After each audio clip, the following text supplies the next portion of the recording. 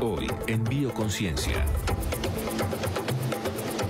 ¿Cómo afecta a Venezuela el fenómeno del cambio climático? Los Andes venezolanos ostentan las mayores elevaciones del país, pero ¿cómo se formaron? La región de Urumaco, en el estado Falcón, posee el yacimiento de fósiles más importante al norte de Sudamérica. El geólogo Rodolfo Sánchez ayuda a desentrañar esta parte de nuestra historia. ¿Sabías que en los Andes habita un perro que es candidato a conformar la primera raza canina puramente venezolana? Alfredo Jan, apasionado explorador que describió el relieve de nuestra cordillera andina. ¿Quién es caimán y quién es cocodrilo? Veremos más de cerca a estos temibles reptiles que habitan los llanos de Venezuela.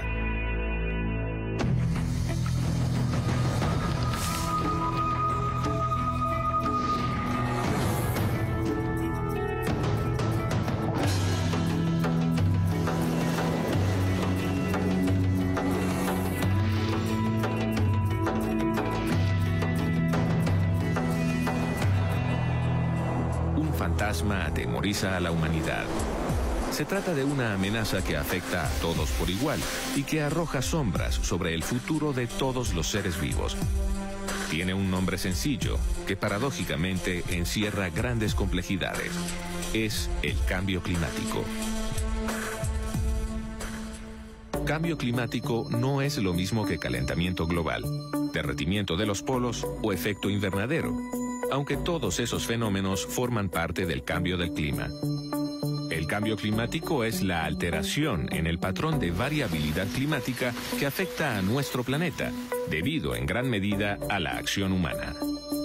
No es un proceso que atañe a una región o a un país, sino un hecho muy complejo que impacta el planeta entero. El cambio climático suele medirse a través de las variaciones de un gas que está presente en la atmósfera, el dióxido de carbono. El carbono experimenta un ciclo en la naturaleza. Actividades como el consumo de combustibles fósiles y la deforestación de los bosques provocan un aumento de la cantidad de carbono que está presente en la atmósfera. En la naturaleza hay un ciclo asociado a la presencia de carbono en el medio ambiente, así como lo hay el ciclo del fósforo, el ciclo de otros elementos químicos. Lo que ocurre, o lo que ha venido ocurriendo en los últimos años, es que cuando el ser humano altera este ciclo del carbono, pone cantidades de carbono que normalmente no estaban consideradas. Y eso justamente es lo que hace que haya una alteración en el patrón de variabilidad normal del clima. Las mediciones del dióxido de carbono pueden mostrarnos cuánto estamos alterando el ciclo natural del carbono y con ello el clima global. El cambio climático se manifiesta de diferentes maneras. El calentamiento global, que produce el derretimiento de los polos, y el aumento del nivel marino son solo algunos de los aspectos del cambio del clima. También lo son la acidificación de las aguas del mar, la desaparición de los glaciares y hasta cambios en los patrones de los vientos. Venezuela no está exenta de las consecuencias de este fenómeno.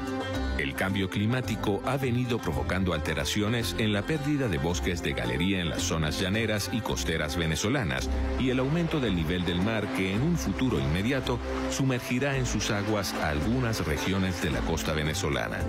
El cambio climático tiene consecuencias diversas. Algunas, como el aumento del potencial de aprovechamiento de los vientos y el sol para la producción de energía termosolar, podrían impactarnos beneficiosamente si las sabemos aprovechar. Otras, como el incremento en el nivel del mar, podría afectar la infraestructura petrolera costera del país e inutilizar muchas de las playas y poblaciones turísticas venezolanas. El aporte negativo de Venezuela al cambio climático no es tan grande como el de otros países que tienen un gran parque industrial. Si bien el volumen de dispersiones contaminantes provenientes de la actividad agroindustrial venezolana ha disminuido en los últimos tiempos, las emisiones de carbono provenientes del parque automotor se han incrementado. La preocupación por el cambio climático ha venido uniendo a líderes y organizaciones de todos los países preocupados por el futuro común. Sus inquietudes, ahora más que nunca, parecen válidas. Lo que está en juego no es nada más el bienestar de la raza humana, sino la existencia de la vida en el planeta donde nos ha tocado vivir.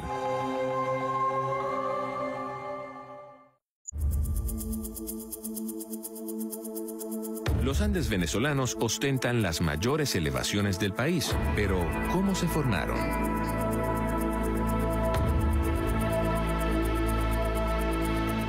El origen de la cordillera de los Andes en Venezuela es bastante antiguo. Podemos remontarnos hace 1.000 millones de años atrás. Son las rocas más antiguas que están aquí, un poquito más antiguas. Estas montañas se fueron elevando progresivamente. Originalmente eran terrenos que estaban sumergidos, estaban debajo del mar. Y hay evidencia en forma de conchas marinas fósiles hasta en elevaciones por encima de los 3.000 metros de altura. Y bueno, es un proceso que fue paulatino, progresivo, hasta que se alcanzaron las alturas actuales. A partir de unos 2 millones de años hacia acá, comienza ese fenómeno de levantamiento de estas cordilleras, y hace unos posiblemente 200.000 años atrás ya teníamos las primeras glaciaciones. Los Andes suramericanos recorren el continente desde el norte hasta el sur. Su origen se debe al paulatino choque de dos placas tectónicas, la llamada placa del sur y la placa de Nazca. El caso de los Andes de Venezuela es diferente. Es por la interacción, no solamente de estas dos placas gigantescas, la placa tectónica de Sudamérica y la placa de Nazca, sino también tenemos la influencia de la placa del Caribe. Entonces, esa conjunción de tres placas diferentes ocasiona la deformación de la corteza terrestre, originando las cordilleras que tenemos aquí en los Andes de Venezuela. Los Andes venezolanos están conformados por dos grandes serranías, la Sierra de Mérida y la Sierra de la Culata. Las dos cordilleras están separadas por una gran depresión, recorrida mayormente por el río Chama, en la zona en la que se extiende la llamada Falla de Boconó, ubicada en la frontera entre la placa suramericana y la placa del Caribe. Las sierras andinas que vemos hoy no son las profundidades marinas de hace 1.000 millones de años, y tampoco serán los paisajes que hoy conocemos, ya que la Tierra se transforma cada segundo sin descanso.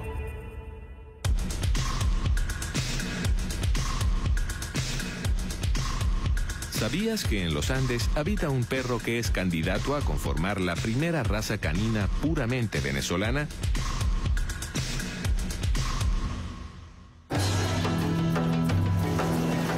En plena campaña admirable. Durante la travesía, Bolívar fue objeto de un regalo singular, un soberbio perro, del tipo conocido como mucuchíes. El Libertador lo bautizó con el nombre de Nevado, y el fiel animal pasó a formar parte de nuestra historia. Más de 200 años después, Edgar Albarrán, criador de mucuchíes, puede hablar con orgullo de los ejemplares que busca preservar. Cuando llegan los españoles acá, en la época de la colonia, se ubican los padres, los frailes agustinos. Estos padres comienzan a crear rebaños de ovejos, y llega un determinado momento que ven la necesidad de traer un perro pastor.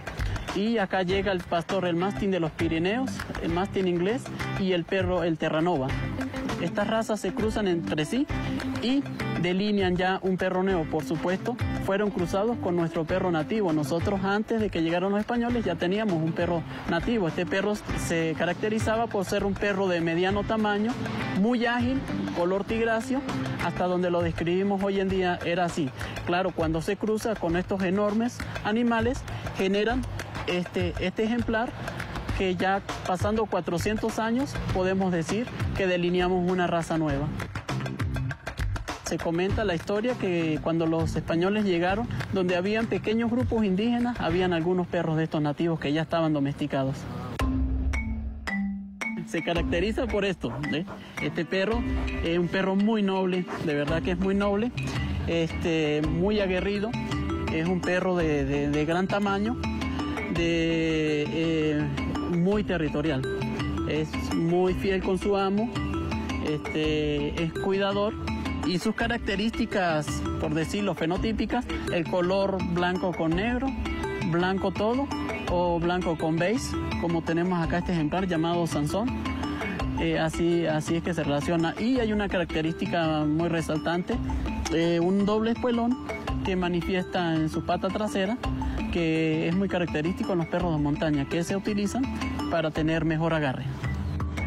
Apoyados por la Fundación Nevado y la Misión Nevado, Edgar Albarrán y el grupo de criadores del que forma parte trabaja para lograr el reconocimiento oficial de la raza mucuchíes. Se está haciendo un trabajo conjunto con la Federación Canina, y bueno, la Federación Canina nos pidió presentar 10 generaciones, vamos en la 7ª generación, y de presentar 8 líneas, vamos en la cuarta línea, y con esto ya es suficiente para nosotros poder decir que podemos hacer una exposición. Dios mediante, vamos a ser evaluados por la gente de la Federación Canina y ya pronto tener, yo creo que en 3 años ya logramos tener ese registro tan anhelado de nuestro perro y que nuestro perro sea reconocido a nivel internacional.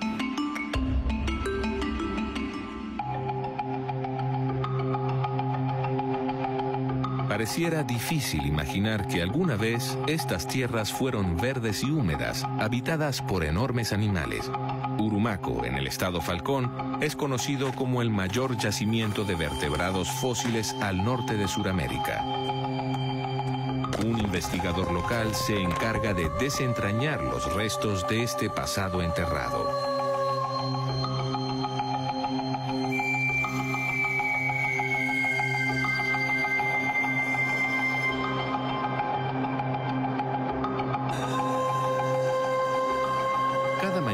El geólogo Rodolfo Sánchez se adentra en unas tierras que guardan múltiples secretos de la historia geológica y natural de Venezuela.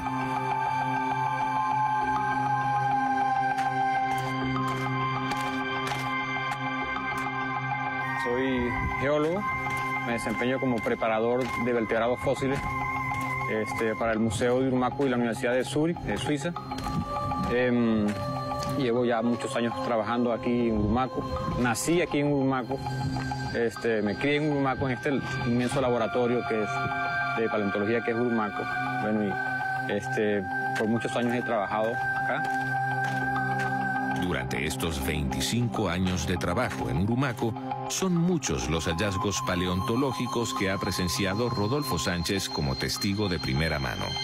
Creo que perdí la cuenta, pues. Pero es que los que más destacan son la Stupendennis, que es la tortuga, una de las tortugas más grandes que vivió en el Mioceno. El Purosaurus, un cocodrilo gigante también. Un gavial, que es un cocodrilo de rostro largo también. Y bueno, un sinnúmero de ejemplares. Todo lo que es ese grupo de cocodrilos y tortugas. Estos años de experiencia le han enseñado que el paleontólogo en el campo debe ser acucioso y detallista y no dar nada por sentado. O sea, hay que ir al campo y uno nunca sabe qué es lo que va a encontrar. Y estar más cuidadoso en el momento de hacer las exploraciones, porque siempre se pasan por alto las piezas pequeñas. Desde hace poco tiempo para acá hemos venido encontrando ya ejemplares pequeños, fémures pequeños, de perezosos pequeños, que están siendo estudiados ahorita, que serán publicados oportunamente. Entonces eso amplía un poco más el rango tanto de distribución como de la diversidad de las faunas que se encuentran aquí. El trabajo en campo es apenas el comienzo de un largo proceso que continúa en el laboratorio, donde las piezas son sometidas a una escrupulosa limpieza y preparadas para su estudio posterior. Las universidades nacionales sí han aportado y han apoyado muchos de estos estudios aquí en esta región. La Universidad Central de Venezuela, la Universidad Simón Bolívar, el Museo de Ciencias, el Instituto de Patrimonio Cultural, el IPC, que es el que nos da los permisos para hacer todos los trabajos y de excavaciones y descripciones de estos hallazgos que nosotros hacemos acá. El trabajo de Rodolfo Sánchez no solo recibe el apoyo de la Universidad de Zúrich, sino también del Instituto Smithsoniano para Investigaciones Tropicales. Todavía queda mucho material en el campo que no hemos podido extraer porque no tenemos dónde depositar ahorita material. Necesitamos, por ejemplo, espacio, tanto para hacer las exhibiciones como para almacenar material. Tenemos en proyecto un museo, que yo no lo veo como un museo, sino como un centro de investigaciones paleontológicas, donde el mismo laboratorio sea el espacio que se exhiba para que la gente vea cómo se prepara el material, y tener las salas de exhibición y los depósitos más amplios para uno poder almacenar material. Rodolfo Sánchez es el guardián de un tesoro que merece ser conservado para siempre. Quienes así lo han entendido deben seguir apoyándolo en beneficio de las futuras generaciones.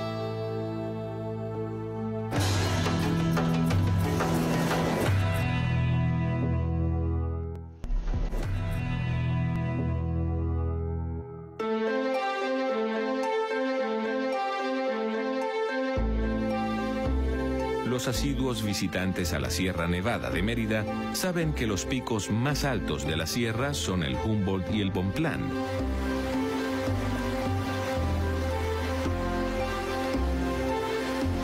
Pero lo que quizás no saben es que quien los bautizó con esos nombres fue un venezolano ejemplar, a quien se debe mucho de lo que hoy conocemos sobre la cordillera andina venezolana. Alfredo Jan. Alfredo Jan nació el 8 de octubre de 1867.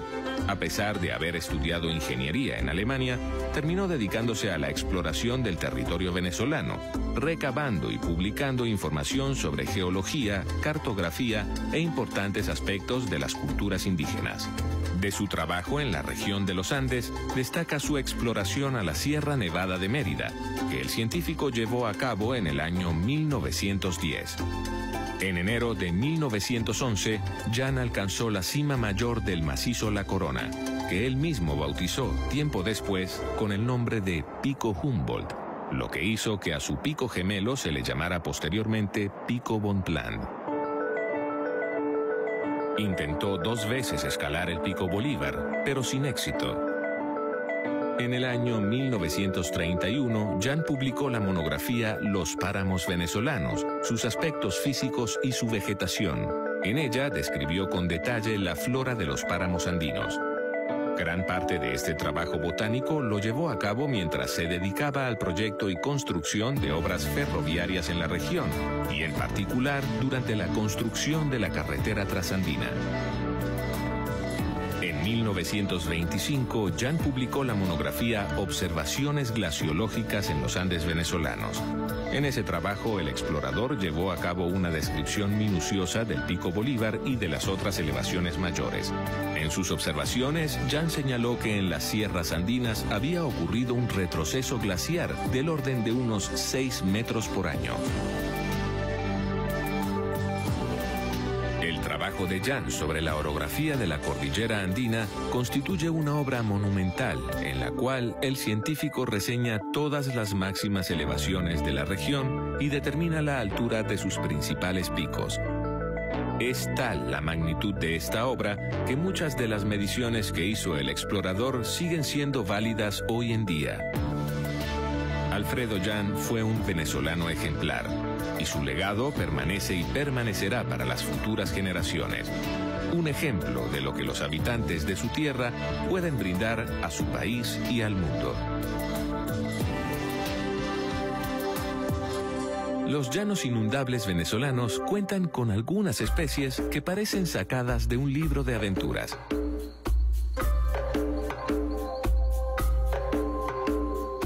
Una de estas especies, tristemente famosa porque está al borde de la extinción, es el caimán del Orinoco. La otra especie, que en Venezuela se le conoce con el nombre de baba, es el caimán de anteojos, que habita en ríos y lagunas de agua dulce. El caimán del Orinoco, que en realidad no es un caimán, sino un cocodrilo, es un animal robusto con un cuerpo alargado, recubierto por escamas óseas que forman una coraza.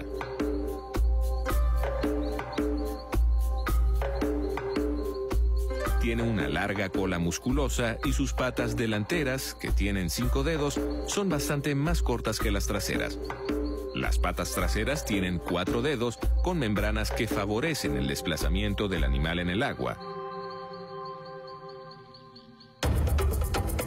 El caimán del Orinoco es uno de los cocodrilos más grandes del mundo.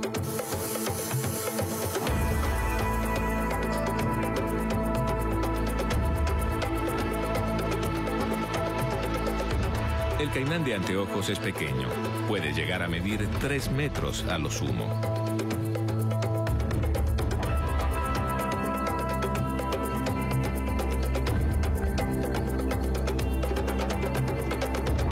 ¿Cómo distinguir el caimán del Orinoco del caimán de anteojos? ¿Por qué es caimán de anteojos? Por este diseño que tiene en la órbita ocular. Sabemos también que no es un caimán del Orinoco por el hocico corto y redondeado. Cuando tiene cerrada la mandíbula, como podemos ver, salen unos colmillos a la parte superior de su mandíbula y no del inferior, como se ve en el caimán del Orinoco. También vemos que son escamas muy uniformes y no protuberancias, como tiene el caimán del Orinoco. Son unas formas muy fáciles de identificación a simple vista de estos animales. El caimán de anteojos constituye la especie más numerosa de la familia de los cocodrilos. Hay poblaciones de caimanes de anteojos desde México hasta América del Sur, pasando por América Central. Se estima que existen al menos 1 millón de ejemplares en el continente americano. La población de caimanes del Orinoco, por el contrario, es muy reducida. Es uno de los cocodrilos más amenazados del continente. En Colombia está casi extinto y en Venezuela se estima que no hay más de 1.500 ejemplares en estado silvestre. Se trata de una especie en peligro crítico de extinción, de acuerdo con la Convención sobre el Comercio Internacional de Especies Amenazadas de Flora y Fauna Silvestres. La situación del caimán de anteojos en términos de conservación de la especie no es alarmante. Sin embargo, los expertos recomiendan su vigilancia y protección.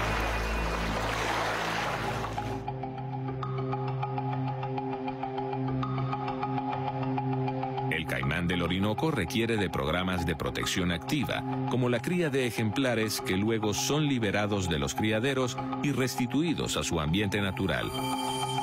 A pesar de eso, la falta de grandes extensiones de hábitat adecuado para el desarrollo de poblaciones reproductivas sigue siendo, más que la caza furtiva, una gran amenaza para esta especie que está a punto de desaparecer.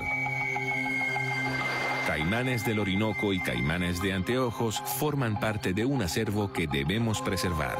Debemos tener presente que con ello no estamos únicamente protegiendo la naturaleza que nos circunda, sino garantizándonos que el planeta en el que vivimos pueda seguir existiendo también para nosotros.